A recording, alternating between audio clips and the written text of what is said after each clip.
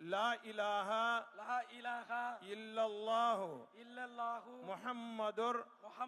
رسول الله اللهم صل على محمد وعلى آل محمد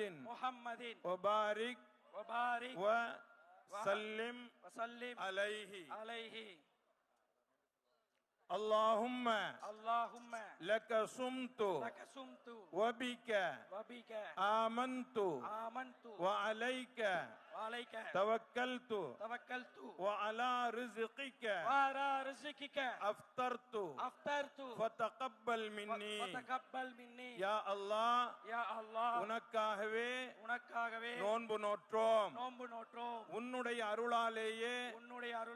நோன்பை திறக்கின்றோம் எங்களுடைய நோன்பை